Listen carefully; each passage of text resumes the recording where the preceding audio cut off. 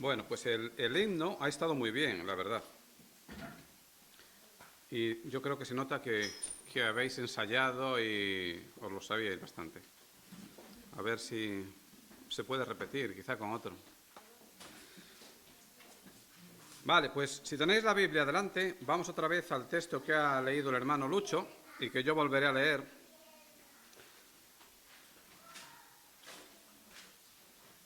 Que es 2 de Corintios, capítulo 5, versículo 11, y desde el 11 hasta el 21. Y dice la palabra del Señor: Conociendo pues el temor del Señor, persuadimos a los hombres, pero a Dios le es manifiesto lo que somos, y espero que también lo sea a vuestras conciencias.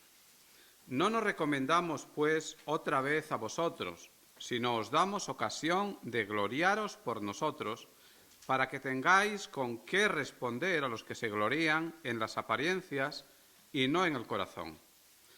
Porque si estamos locos, es para Dios, y si somos cuerdos, es para vosotros. Porque el amor de Cristo nos constriñe pensando esto, que si uno murió por todos, luego todos murieron. Y por todos murió, para que los que viven ya no vivan para sí, sino para aquel que murió y resucitó por ellos. De manera que nosotros de aquí en adelante a nadie conocemos según la carne, y aun si a Cristo conocimos según la carne, ya no lo conocemos así. De modo que si alguno está en Cristo, nueva criatura es. Las cosas viejas pasaron, he aquí, todas son hechas nuevas.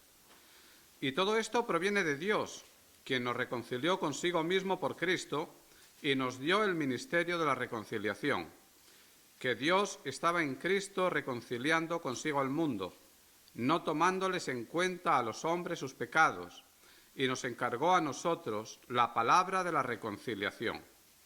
Así que somos embajadores en nombre de Cristo, como si Dios rogase por medio de nosotros, os rogamos en nombre de Cristo, reconciliaos con Dios. Al que no conoció pecado, por nosotros lo hizo pecado, para que nosotros fuésemos hechos justicia de Dios en él. Señor y Padre Santo, te doy gracias por esta mañana y te doy gracias, Señor, por la Iglesia Bautista de Parla. Te pido, Señor, que tú bendigas a cada miembro de la Iglesia y te ruego también por aquellos que están fuera, por vacaciones o por cualquier otro motivo.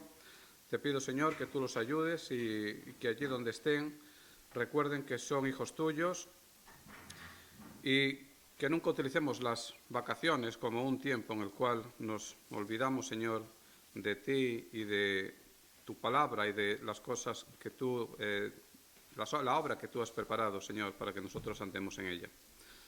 Te pido que en este día, Señor, bendigas la predicación y que tú me uses a mí para que seas tú y no yo quien le hable aquí a tu iglesia, y a través de tu palabra, Señor, que salgan de aquí bendecidos, edificados, Señor, y preparados, Señor, para el mundo, para vivir entre personas que no te conocen. Te ruego también, Señor, que si entre nosotros hubiera personas que no te conocen, que tú le toques su corazón en este día y, si es tu voluntad, que alcancen la salvación.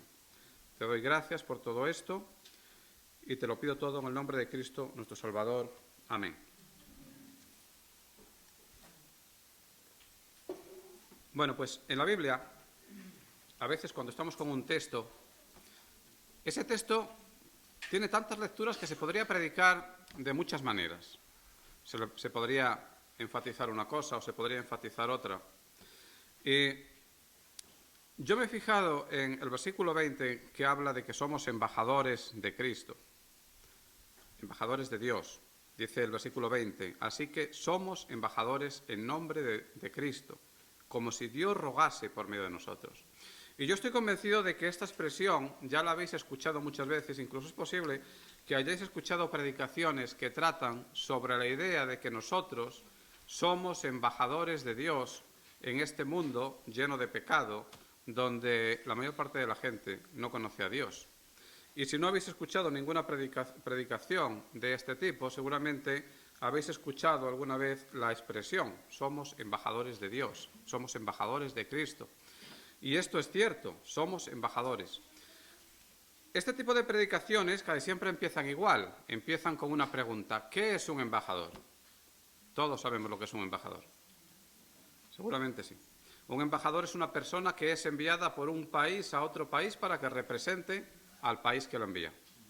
Esto es así hoy, porque antes era una persona enviada por un rey para representar a ese rey delante de otro rey. Más o menos viene a ser lo mismo. La cuestión es que el embajador, y esto también se suele decir, el embajador no va en su propio nombre, sino que va en nombre de la persona que lo envía, y no lleva un mensaje propio, sino que lleva el mensaje de la persona que lo envíe. Y eso es lo que somos nosotros. Si somos embajadores de Cristo, nosotros vamos al mundo con un mensaje que no es nuestro, con el Evangelio, y vamos en nombre de Cristo a predicar ese Evangelio. Cuando digo predicar, quizá mucha gente diga: bueno, yo no soy un predicador. El predicador es el pastor, es otra persona. Pero realmente el embajador tiene que predicar la palabra de Cristo, en cierta medida. O si queréis, la tiene que proclamar. Es decir, el hecho de que nosotros seamos embajadores no significa que yo diga: me reconozco como embajador. No, significa que soy enviado para hacer algo, y ese algo consiste en proclamar la palabra de Cristo, en proclamar el Evangelio allí donde quiera que estemos nosotros, con aquella gente con la que nos reunamos.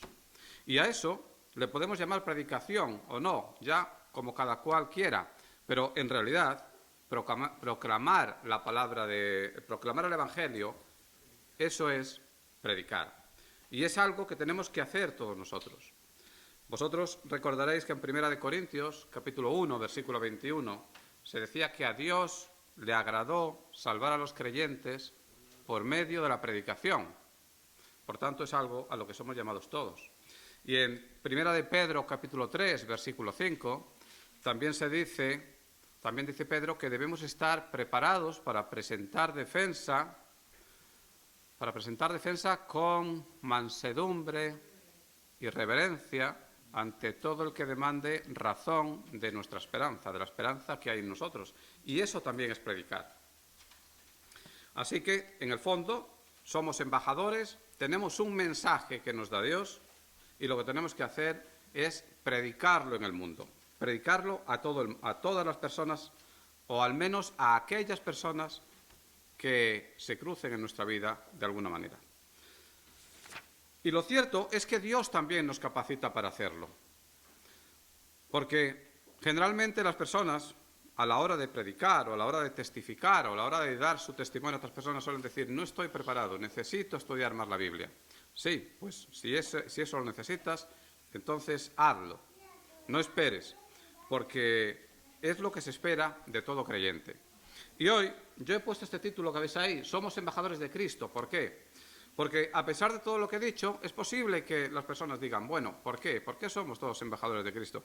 Y centrándonos en el texto que hemos leído, 2 Corintios, capítulo 5, versículos del 11 al 21, os voy a dar 5 razones de por qué todo creyente, no solo unos pocos, no solo los líderes de la Iglesia, sino todos los creyentes, son embajadores de Cristo y por lo tanto están llamados a presentar defensa de su esperanza delante de los hombres, es decir, a proclamar el Evangelio. Y la primera razón es porque nosotros conocemos a Dios. ¿A vosotros os suena raro la idea de decir: yo conozco a Dios? Quizá no. Quizá nosotros en las iglesias evangélicas estamos acostumbrados a escuchar esa expresión y a decir: necesitas conocer a Dios. Pero la verdad es que en el mundo hay muchas personas que creen conocer a Dios y realmente no lo conocen. Todas las personas religiosas creen conocer a Dios.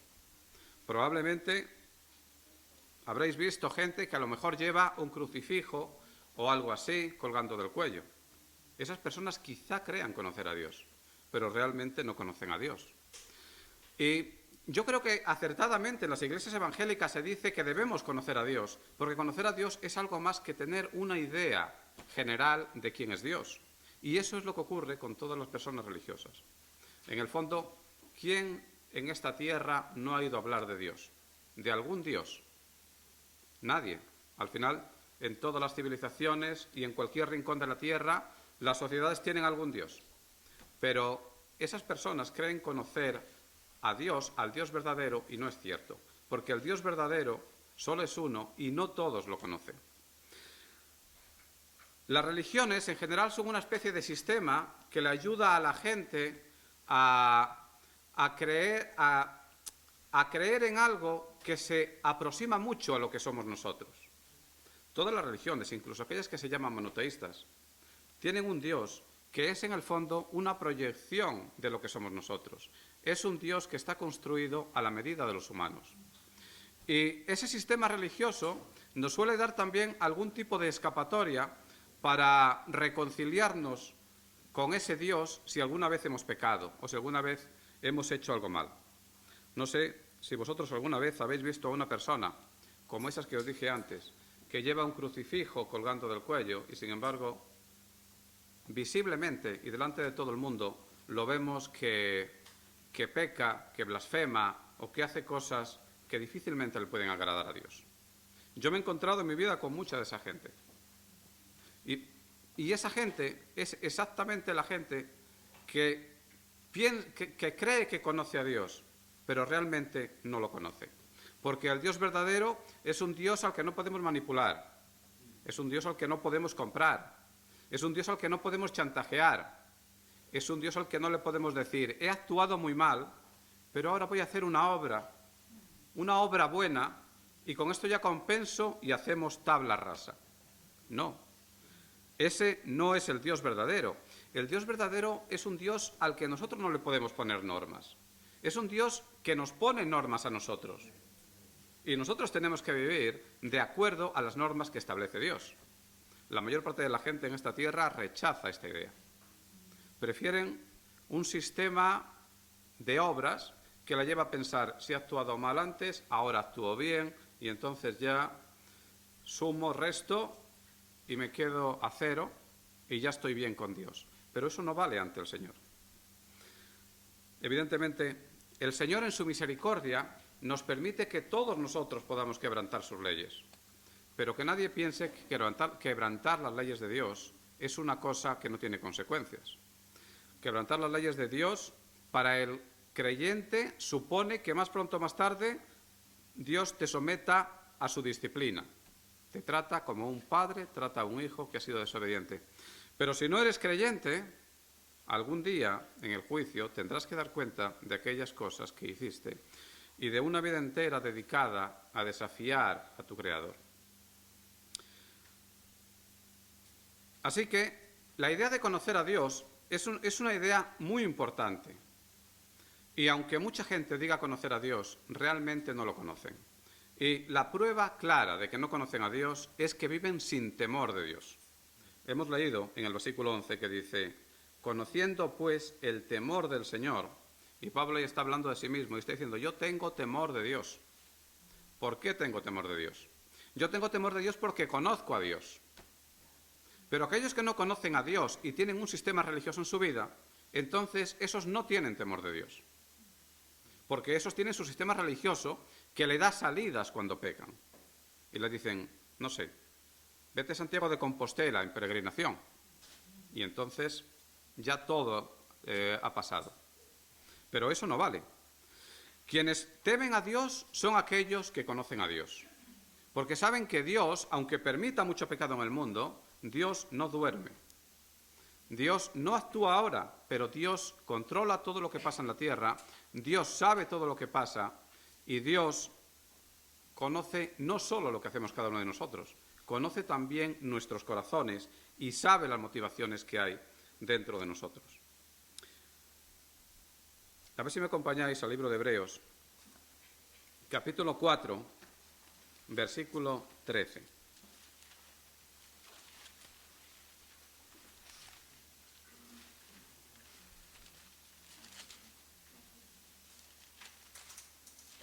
Hebreos capítulo 4, versículo 13.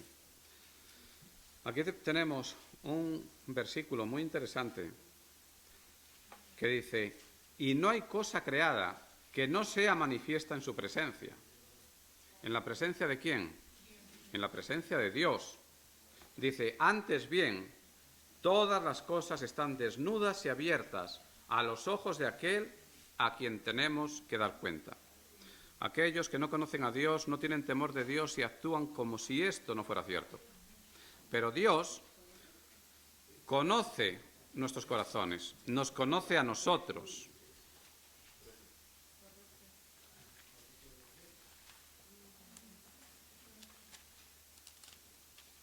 No sé si me he equivocado. 4:13, sí. Ese había dicho. Hebreos 4:13. Que Dios conoce nuestros corazones, nos conoce a nosotros, nos conoce mejor que a nosotros mismos. Y nosotros podemos engañar a todo el mundo. Podemos fingir lo que no somos, podemos ir delante de otras personas y aparentar una piedad que no tenemos. Nosotros podemos engañar a los demás. Incluso a veces es posible que nos podamos engañar a nosotros mismos. Pero a quien jamás vamos a engañar es a Dios. Por eso, nosotros, aquellos que conocemos a Dios, sabemos que realmente no somos nada y que entre nosotros y Dios hay una distancia infinita. Los que siguen una religión no piensan esto, porque los que siguen una religión tienen un Dios pequeño, que piensa como ellos, que actúa como ellos, que es tolerante con los pecados como son ellos. Pero Dios no es así. Y nosotros, una vez que conocemos a Dios, nos enfrentamos a ese Dios creador del universo que no va a ceder a ningún chantaje que nosotros pongamos ante Él. Si tú me das esto, yo haré esto otro por ti. ¿Creéis que Dios necesita alguna cosa de nosotros? Nada, absolutamente. Por eso, un creyente, mejor dicho, por eso solo los creyentes pueden tener verdadero temor de Dios. Cuando Pablo empieza en el capítulo 11, se está dirigiendo a los corintios y le está hablando de los falsos maestros que han llegado a la iglesia de Corinto. Y lo que le está diciendo es que esos falsos maestros realmente simplemente muestran una apariencia, pero realmente son otra cosa muy diferente. Y Pablo le dice, yo no actúo así como actúan ellos, porque yo tengo temor de Dios. Y porque yo sé que Dios no es un Dios indiferente al pecado de los hombres. En cualquier caso, el primer motivo por el cual nosotros, los creyentes, estamos llamados a ser embajadores de Cristo en este mundo es precisamente porque nosotros lo conocemos. Y solo aquellos que conocen a Dios pueden representarlo para dar a conocer ante el mundo al Dios verdadero y no a un pequeño ídolo o no a un Dios inventado por los hombres. Entonces, este sería el primer motivo por el que nosotros, los creyentes, somos embajadores de Cristo en el mundo. El segundo motivo tiene que ver con el versículo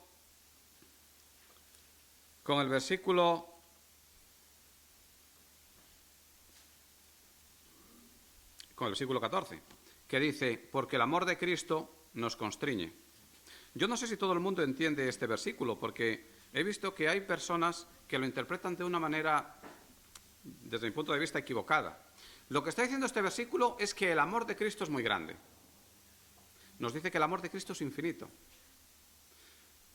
Y el creyente siente el amor de Cristo, siente el amor de Cristo en su vida de tal manera que el amor de Cristo lo constriñe a él. Es decir, el amor que Cristo tiene hacia los creyentes es un amor que actúa de alguna manera en nosotros. Y aquí dice que nos constriñe.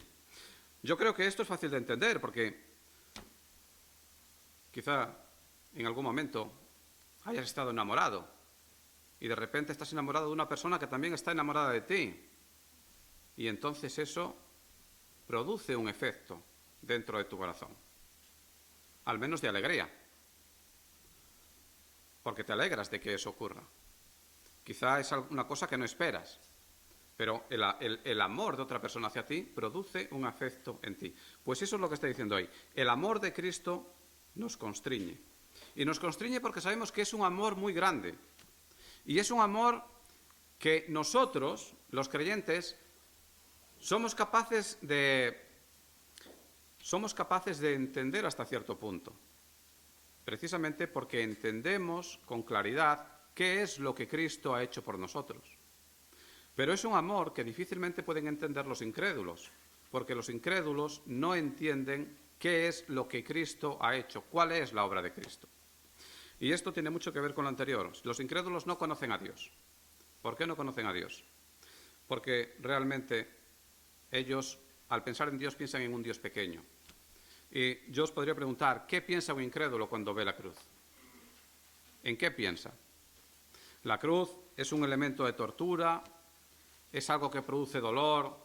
Cuando pensamos en que Cristo fue crucificado, lo que vemos, lo que nos viene a la imaginación en el primer momento, es la idea de que un hombre fue torturado y murió clavado en una cruz. Y quizá muchos digan, si yo hubiera estado allí, lo hubiera impedido, en caso de haber podido, quizá en compañía de Pedro. Pero hay algo más que todo eso, porque evidentemente la cruz es un elemento de tortura y es un castigo terrible que se le da a una persona. Y si pensamos en la crucifixión de Cristo, además del dolor, debemos pensar, se cometió una gran injusticia con una persona que es justa, que no había hecho nada para merecer una tortura semejante. Claro, aquellas personas que llevaron a Cristo a la cruz, esas personas algún día tendrán que dar cuenta por lo que hicieron. Pero al margen de eso, lo cierto es que Cristo vino a morir. Entonces lo que ocurrió en la cruz no fue un accidente, ni fue un error, ni fue algo que se escapó al control de Dios. En la cruz ocurrió aquello que tenía que haber ocurrido, porque Dios mismo, la Trinidad, en su infinita sabiduría, antes de la fundación del mundo, ya había determinado que la salvación de los hombres se hiciera por medio del sacrificio de la segunda persona de la Trinidad en la cruz. Y si vosotros recordáis Marcos capítulo 10, versículo 45, Cristo dice, el Hijo del Hombre no vino a ser servido, sino a servir y a dar su vida en rescate por muchos. Entonces, lo que vemos es que lo que pasó en la cruz es justo lo que tenía que pasar. Y eso no quiere decir que no fuera una injusticia. Eso quiere decir simplemente que ya estaba predeterminado con antelación por parte de Dios que Cristo muriera en la cruz para que los redimidos puedan reconciliarse con Dios, utilizando una palabra que está en este mismo texto que nosotros hemos leído. Pero ese hecho nos da prueba de hasta qué punto es grande el amor de Cristo. Porque pensemos, Cristo es Dios y Cristo dejó el cielo, dejó su gloria, vino a este mundo, se encarnó en un hombre y fue a la cruz para que aquellas personas que realmente no lo merecen alcancen la salvación. ¿Vosotros imagináis una muestra de amor más grande? Yo a veces pienso, una persona es capaz de hacer muchas cosas por sus hijos. Pero llegado el momento, ¿seríamos capaces de ir a la cruz para que no vaya un hijo mío? Estoy convencido de que muchos que, estando bien, digan que sí, cuando llegue el momento, se echarán atrás. Vamos a leer algunos versículos que nos recordarán lo inmenso que es el amor de Cristo. Vamos a Gálatas capítulo 2, versículo 20. Gálatas 2, 20. Un poco más adelante de Corintios. Si estáis conmigo ahí, leemos. Gálatas 2, 20. Dice Pablo, con Cristo estoy justamente crucificado, y ya no vivo yo, mas vive Cristo en mí, y lo que ahora vivo, y lo que ahora vivo en la carne, lo vivo en la fe del Hijo de Dios, el cual me amó y se entregó a sí mismo por mí. Aquí Pablo está declarando que la muerte de Cristo fue una muerte injusta, que quien merecía morir era Pablo, pero esto cada uno de nosotros tiene que verlo pensando en mí. Cristo murió, pero soy yo quien tenía que haber muerto. Cristo murió en mi lugar, para salvarme a mí, y eso es prueba del gran amor de Cristo. Romanos 8, 8:35.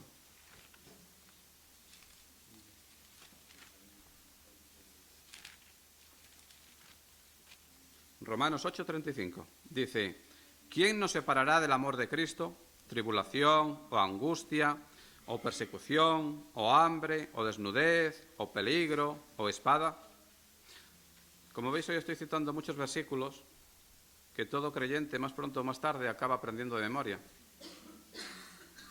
Y aquí nos habla del amor de Cristo, pero lo que nos dice es que nadie nos va a separar del amor de Cristo. Y nadie nos va a separar, no por mí, sino porque Cristo no permitirá que nadie nos separe de su amor. Y esto también es una gran prueba del amor de Cristo. Y vamos a Efesios, otra vez hacia adelante. Efesios 3, capítulo 19.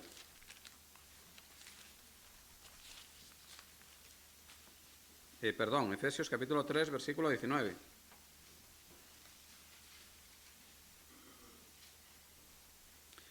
Dice: y de conocer el amor de Cristo, que excede todo conocimiento, para que seáis llenos de toda la plenitud de Dios.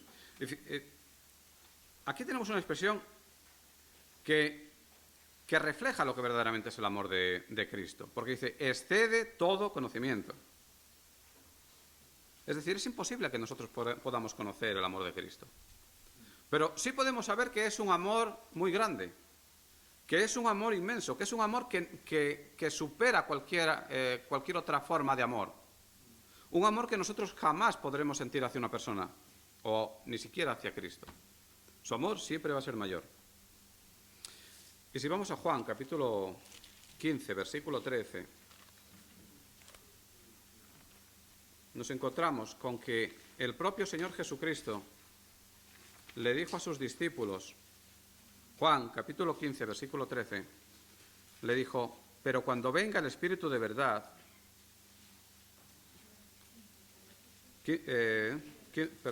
estaba leyendo 16, 15, 13, dice: nadie tiene mayor amor que este, que uno ponga su vida por sus amigos. Y ahí también el Señor Jesucristo estaba anticipando su muerte y le estaba diciendo a sus discípulos que Él habría de morir. Con lo cual, una vez más vemos que la muerte de Cristo no fue un accidente o algo que ocurrió por error, sino que ya estaba decidido así desde antes de la fundación del mundo en la infinita sabiduría de la Trinidad. De manera que el segundo motivo por el cual nosotros, los creyentes, somos embajadores de Cristo en este mundo es porque nosotros hemos experimentado el amor de Cristo. Y habiendo experimentado el amor de Cristo, somos capaces lejanamente de transmitir, de dar a conocer ese amor a este mundo, pero los incrédulos no. Y este sería el segundo motivo por el que nosotros somos embajadores de Cristo en este mundo. Y nosotros, me refiero a todos los creyentes y no solo a unos pocos. El tercer motivo está también en este mismo versículo que acabamos de leer, porque el amor de Cristo nos constriñe pensando esto, que si uno murió por todos, luego todos murieron. Y por todos murió para que los que viven ya no vivan para sí, sino para aquel que murió y resucitó por ellos. El tercer motivo es que los creyentes viven para Cristo. Creo que esto lo hemos cantado hoy. Los creyentes podemos vivir para Cristo.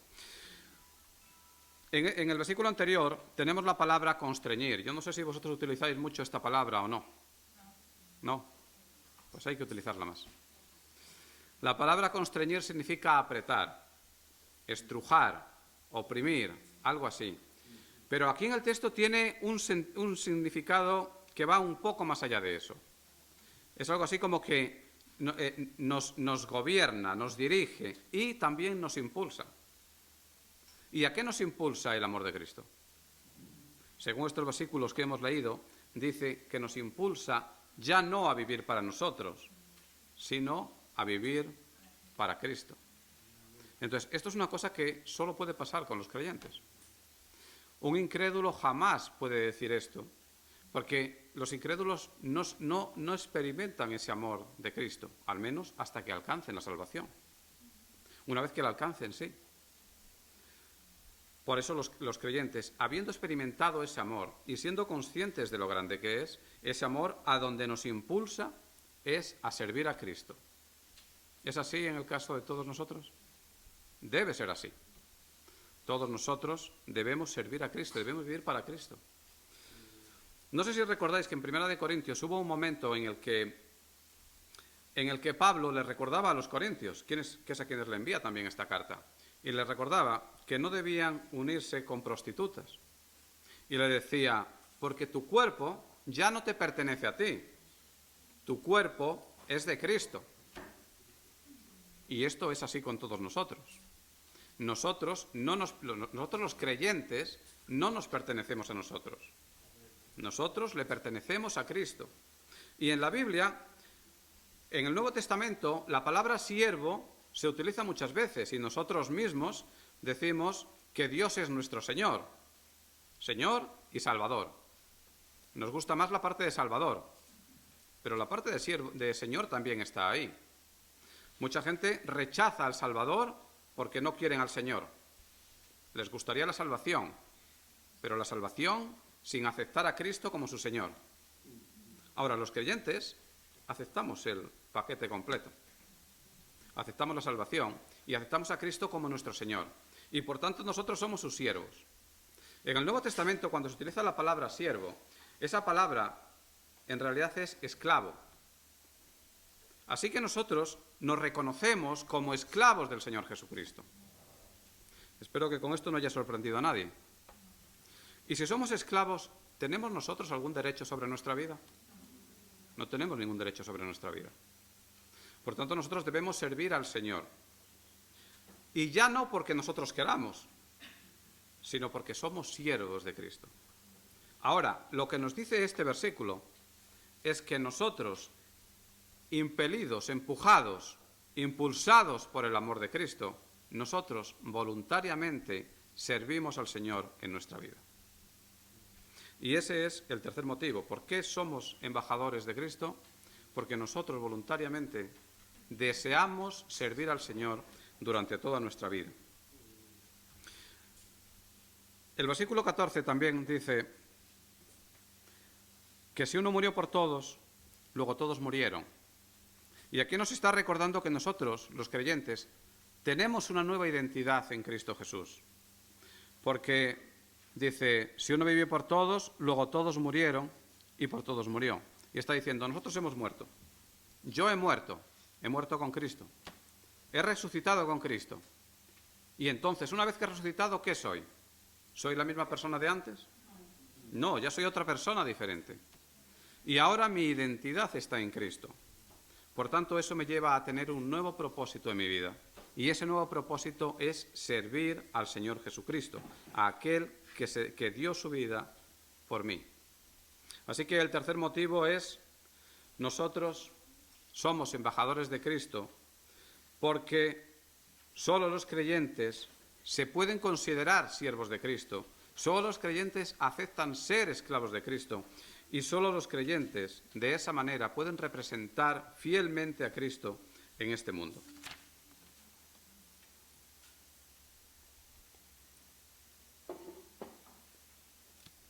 Tengo otro motivo más. Bueno, tengo 6. Vamos por el cuarto. El cuarto está en el versículo 14. El versículo 16. Dice Pablo, de manera que de aquí en adelante a nadie conocemos según la carne. Y aun si a Cristo conocimos según la carne, ya no lo conocemos así. ¿Qué está diciendo Pablo en este caso? Pablo está diciendo que ya no conoce a nadie según la carne, de lo que se deduce que sí, que hubo un tiempo en que conoció a todo el mundo según la carne, pero ahora ya no. Ahora ya no, porque algo ha ocurrido en su vida y ahora ya conoce a Dios, ha experimentado el amor de Cristo y ha decidido servir al Señor Jesucristo durante toda su vida. Y ya no conoce a nadie según la carne. ¿Qué significa conocer a alguien según la carne? En la Biblia, cuando se habla de la carne, se habla de nuestra naturaleza pecaminosa, que es una naturaleza que está inclinada a hacer el mal. Es una naturaleza que nos arrastra fácilmente a hacer el mal y con mucha dificultad a hacer el bien. Todos aquellos que están en la carne y todos aquellos que conocen todas las cosas y a las personas según la carne, esas personas juzgan a la gente según la carne. ¿Y la carne en qué se fija cuando juzga? La carne, cuando juzga, se fija en la apariencia, en el modo de vestir, en el aspecto físico, en el color de la piel. Se fijan en el dinero que tiene la persona con la que estoy, en su influencia, en su posición social. Se fijan en cosas que tienen que ver con aquello que vemos con nuestros sentidos, con los ojos. Y en base a ello, juzgan de esa manera. Y puede ocurrir que una persona a la que no conoces de nada entre por la puerta y esa persona por algún motivo te cae bien, te resulta atractiva. Y entonces tienes una buena opinión de esa persona. Y es bastante probable que además de caerte bien, directamente le atribuyas virtudes morales positivas. Es decir, este me cae bien. ¿Por qué? Pues no sé por qué, pero me cae bien. Y yo supongo que esa persona es buena y que hace cosas buenas. Y cuando me cae una persona mal, ¿qué pienso? Que es mala, que me va a hacer mal, algo así. Esto se ha hecho en Estados Unidos hace tiempo, se hicieron encuestas de este tipo. Y aquellas personas que físicamente tenían una apariencia, digamos, menos agraciada, eran justo las personas a las que se le atribuían las virtudes morales más negativas. Naturalmente, la encuesta se hizo allí, pero eso vale allí y vale aquí, en todas partes. Bien, pues eso es juzgar según la carne. Y eso es conocer a la gente según la carne. Que nos basamos en cosas que tienen que ver con aquello que vemos, y con aquello que pensamos, y con prejuicios, y con otro tipo de cosas que están en nuestra vida, pero que no se ajustan al modo de Cristo de ver las cosas. Vamos a leer un versículo de Primera de Corintios, o mejor dicho, dos. Primera de Corintios, capítulo 2. Versículos 12 y 14. Del 12 al 14. Pues no son dos, son tres. Dice, y no hemos recibido el espíritu del mundo. Ya estamos todos. Oigo las hojas. Pasa. Y no hemos recibido el espíritu del mundo, sino el espíritu que proviene de Dios, para que sepamos lo que Dios nos ha concedido, lo cual también hablamos, no con palabras enseñadas por sabiduría humana, sino con las que enseña el Espíritu, acomodando lo espiritual a lo espiritual. Dice, hemos recibido el Espíritu de Dios, el Espíritu que proviene de Dios, no el Espíritu del mundo. Y los creyentes, habiendo recibido el Espíritu de Dios, somos capaces de tener discernimiento y juzgar las cosas de acuerdo a la visión de Dios, de juzgar las cosas de una manera espiritual. Y así es como dice Pablo, que ahora conoce él a todo el mundo. No basándose en lo que dice la carne, sino basándose en la visión espiritual que le da el Espíritu Santo que mora en nosotros, los creyentes, pero no en los incrédulos. No sé si recordáis vosotros el momento en el que el profeta Samuel, hoy hay dos Samueles aquí por lo menos con nosotros, está bien representado.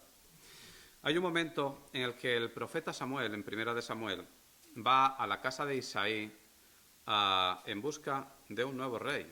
Ese rey es David. ¿Vosotros recordáis lo que ocurre cuando llega a su casa?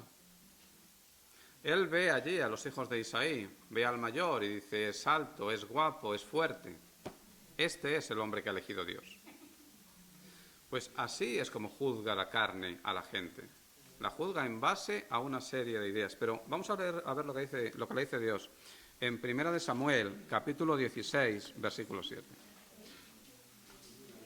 Primera de Samuel, capítulo 16, versículo 7. Le dice, y Jehová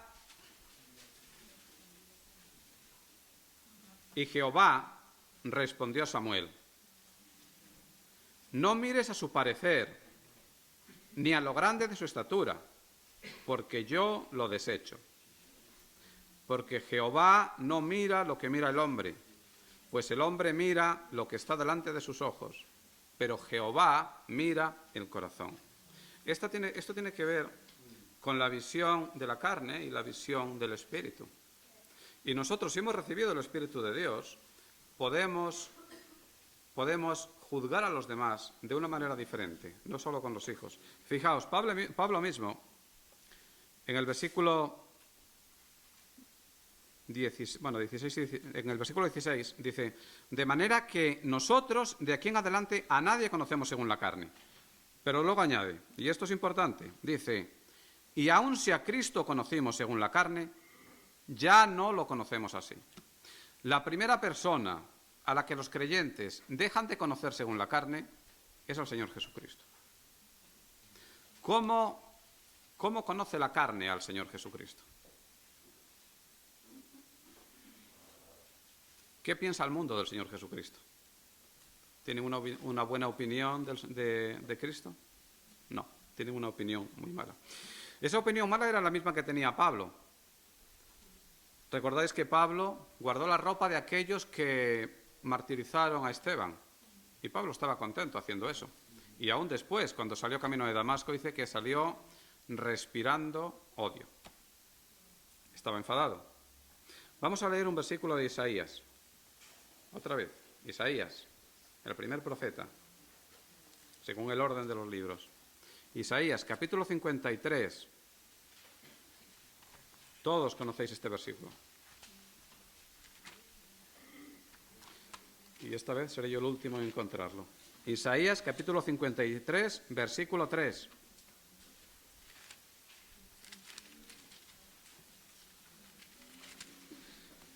Capítulo 53, versículo 3 dice, despreciado y desechado entre los hombres, varón de dolores, experimentado en quebranto, y como que escondimos de él el rostro, fue menospreciado y no le estimamos. Esta viene a ser la manera en la que el mundo conoce al Señor Jesucristo. Alguien a quien se menosprecia, a quien no se estima, se esconde el rostro de él, un hombre que sufrió, que fue crucificado. Esta tiende a ser una visión negativa. Y en cierta medida es la visión de aquel que juzga a Cristo según la carne. Y así era Pablo. Ahora, ¿sabéis lo que le dice Pablo a los filipenses en el capítulo 1, versículo 21? Otro versículo que seguro que habéis escuchado y aprendido. Filipenses, capítulo 1, versículo 21. Para mí el vivir es Cristo y el morir, ganancia. Y Pablo ahí está diciendo, no tengo otro motivo para vivir que no sea Cristo. Pero aún si muero, no pasa nada. Quizá hasta sea mejor, porque una vez que haya muerto, yo iré con Cristo. ¿Os dais cuenta de cómo cambió la manera de pensar de Pablo desde el momento en el que le guardaba la ropa a Esteban hasta el momento en el que dice esto? Pues ahí cambia su visión. Pablo tiene ya una visión espiritual que le permite conocer al Señor Jesucristo primero y a todo el mundo después a través de los ojos del Espíritu y no a través de los ojos de la carne. Pues lo mismo que Pablo, a nosotros nos ocurre lo mismo. Y nosotros también debemos esforzarnos por mirar el mundo desde la perspectiva espiritual de Dios, no desde nuestra perspectiva. Y contamos con el Espíritu Santo para que el Espíritu Santo nos dé discernimiento en todo momento. Así que el cuarto motivo por el cual nosotros, los creyentes, somos los embajadores ideales de Cristo en este mundo, es porque disponemos del Espíritu Santo y podemos representar a Cristo viendo el mundo como lo ve Cristo, no como lo ven los hombres. Ver una multitud y decir, están sin pastor, necesitan la palabra de Dios. Ahí se refleja la visión espiritual, porque nuestra visión se acerca a la visión del Señor Jesucristo. Bien, tengo un motivo más, y el nuevo motivo por el cual nosotros somos los embajadores de Cristo es porque somos una nueva criatura. Y aquí llegamos al versículo 17, que es un versículo que todos habréis aprendido de memoria alguna vez. De modo que si alguno está en Cristo, nueva criatura es, las cosas viejas pasaron, he aquí, todas son hechas nuevas. Este es un versículo muy citado, es un versículo que todos conocemos, y es un versículo que refleja una verdad que se manifiesta en todos los creyentes sin ninguna excepción. Lo que dice es, así, leyéndolo despacio, si alguno está en Cristo. Si alguno está en Cristo, ¿qué significa? Si alguno está en Cristo significa aquellos que son salvos. Aquellos que son salvos, ¿qué le ocurre? Aquellos que son salvos son una nueva criatura. Pero antes no, antes eran otra criatura, ahora son una criatura nueva desde el momento en el que alcanzan la salvación. Entonces, ¿eso qué significa? Que se ha producido una transformación en su vida. Y esa transformación es una transformación real. Porque a veces nosotros podemos pensar, al hablar del nuevo nacimiento, que son simplemente palabras, porque nos miramos al espejo y nos vemos hoy como éramos ayer. Pero realmente se ha producido una transformación real. Hemos nacido de nuevo, no somos la misma persona. Y hemos nacido de nuevo no por voluntad nuestra, ni por voluntad de nadie, hemos nacido de nuevo por voluntad de Dios. ¿Recordáis esos versículos de Juan, capítulo 1, 12 y 13? Si no los recordáis, yo os los leo. Vladimir se los recuerda, pero quizá no todos, así que los voy a leer. Juan, capítulo 1, versículos 12 y 13, dice: Mas a todos los que le recibieron, a los que creen en su nombre, es decir, a los salvos, les dio potestad de ser hechos hijos de Dios. A los que creen en su nombre, a los que no creen en su nombre, no. Y dice en el versículo 13, los cuales no son engendrados de sangre, ni de voluntad de carne, ni de voluntad de varón, sino de Dios. Es decir, hay una transformación en nosotros cuando somos salvos, y es una transformación real.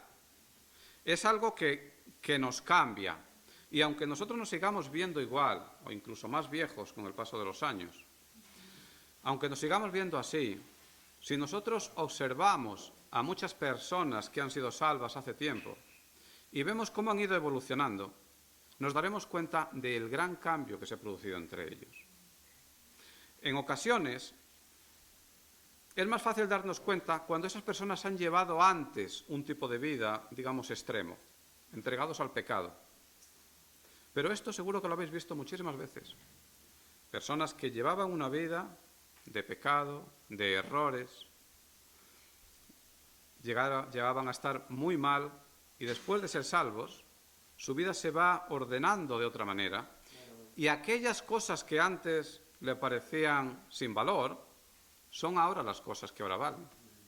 Y aquello que antes formaba parte central de su vida, la bebida, por ejemplo, en el caso de muchos alcohólicos, después es algo que ya no valoran en nada, o el dinero, o los deseos de alcanzar grandeza de algún tipo, o quizá otro tipo de placeres. El cambio es real, y en unas personas se notará más y en otras menos, pero en algunas se nota muchísimo. En cualquier caso, es algo que le ocurre a todo el mundo. La transformación que se dice aquí es una transformación real, que nos ocurre a todos los creyentes, pero que además dice, todas las cosas son hechas nuevas, lo que significa que ahora, dado que somos una nueva criatura, ahora nuestras expectativas, nuestros deseos y aquellas cosas que son importantes en nuestra vida son unas cosas muy diferentes a las cosas que antes nos importaban. Y esto es así en el caso de todos los creyentes. Aunque es bueno que todos nosotros también permitamos al Espíritu Santo que trabaje en nosotros y no nos opongamos a Él, para que el Espíritu Santo haga con nosotros aquello que el Espíritu Santo desee. Por eso el quinto motivo es: solo quienes han nacido de nuevo y han adquirido una nueva naturaleza pueden representar a Cristo ante el mundo, porque lo que tú deseas para el mundo es lo mismo que desea Cristo. Bueno, y voy ya con el último motivo. El primero era: conocemos a Cristo, conocemos a Dios. El segundo es: hemos experimentado el amor de Cristo.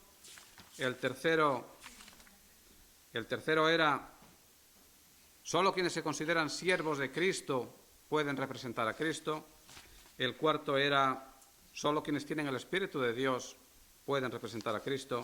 Y el quinto es: solo quienes han nacido de nuevo pueden adquirir a Cristo. En cierta medida, esto es idéntico a lo de antes. Y el sexto motivo es porque tenemos ese encargo. Y este es un motivo muy sencillo. Versículo 19. Dice: Dios estaba en Cristo reconciliando consigo el mundo, no tomándoles en cuenta a los hombres sus pecados, dice, y nos encargó a nosotros la palabra de la reconciliación. Así que, ¿por qué somos embajadores de Cristo ante el mundo? Somos porque tenemos ese encargo. Es decir, Dios nos encarga que representemos a Cristo ante el mundo. Ya está. Es una cosa así de sencilla. Es como el nombramiento de un embajador. Te nombro embajador. Aquí nos ha nombrado embajador a todos nosotros. Pero aquí dice encargo. ¿Cuál es el encargo? El encargo es algo que después se convierte en un ministerio.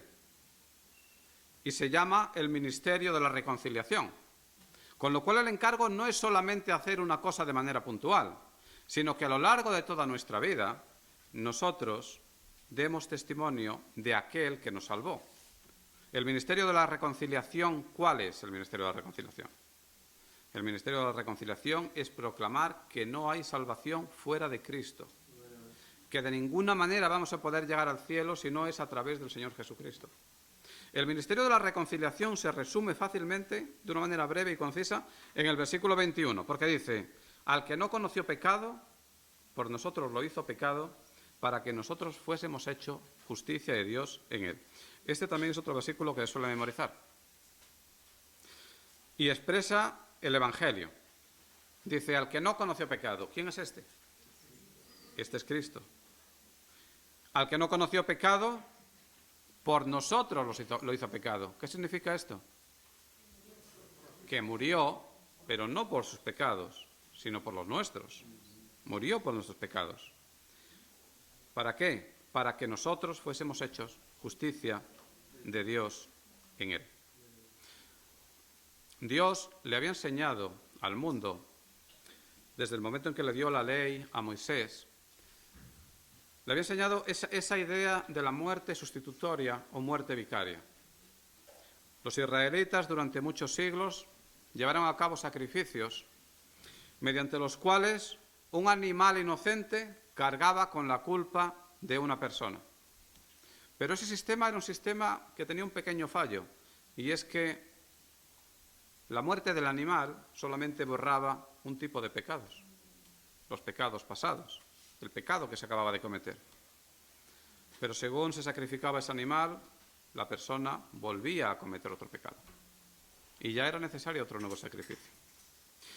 Todo ese sistema de sacrificios a donde apuntaba era al Señor Jesucristo, que es el Cordero sin mancha, que muere una sola vez y para siempre.